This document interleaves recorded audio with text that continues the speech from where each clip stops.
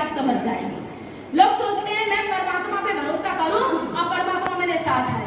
पंडित जी थे, पंडित जी वाली कहानी सुनिए, नहीं सुनिए, मैं सुनाती हूँ। एक पंडित जी थे, पंडित जी भगवान की बहुत पूजा करते थे। आप सब समझ जाओगे इससे, भगवान ने आपकी किस्मत को सोने की ईंट से लिखा है। बस समझने वाली बात है, इशारे वाली बात है। जो समझ जाता है वो करोड़ कमा जाता है, जो नहीं समझता वो माथा पीटता रहता है, भगवान को दोष देता रहता है। एक पंडित जी थे, गांव में मंदिर में बहुत बड़ी पूजा करते थे। उन्होंने पूजा पाठ के चक्कर में शादी भी नहीं की, परिवार भी नहीं बनाया और पूजा करते हैं। एक दिन उस गांव में बाढ़ आ गई, पानी आ गया, बहुत सैलाब आ गया, पूरा गांव डूबने लगा। अब लोग गांव वाले गांव को छोड़कर भागने लगे।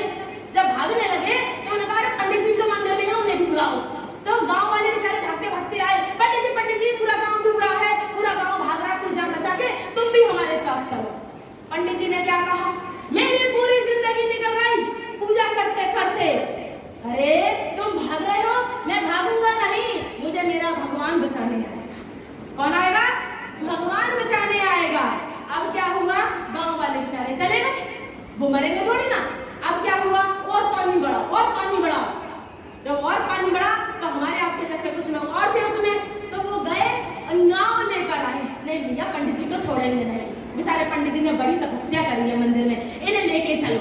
भैया 4-5 लोग नाव लेकर आए कि पंडित जी नाव में बैठो जल्दी, अब चलने का भी हमारे पास समय नहीं है, जल्दी जल्दी नाव में बैठ के हम पार लग जाएं। पंडित जी बोले नहीं, मैं नहीं जाऊंगा, मेरे को तो भगवान बचाने आएंगे। तो भैया नाव भी चली गई, वो लोग चले गए। अब क्या हुआ, मंदिर आधा डूब गया। अब पंडित जी ने क्या किया, अब क्या करें, ऐसे करके जो ऊपर का गुंबद होता है, गुंबद, उसको ऐसे कोरिया लिया, बोला भगवान मैंने तेरी बहुत पूजा की है, मुझे बचा ले। जब पंडित जी ने चीखा भगवान मुझे बचा ले, तो ऊपर से एक हेलीकॉप्टर आया, और उसमें से सीढ़ी गिरी। पंडित जी जल्दी सीढ़ी को पकड़ लो और ऊपर आ जाओ। क्या कहा, पंडित जी सीढ़ी को पकड़ो और ऊपर आ जाओ। अब पंडित जी ने ऊपर देखा, बोला अच्छा तुझे बुलाया है मैंने अपने भगवान को बुलाया है, भगवान तू मेरी रक्षा करा दे। अब पंडित जी ने सीढ़ी नहीं पकड़ी, पानी बढ़ गया, हेलीकॉप्टर चला गया, पंडित जी डूब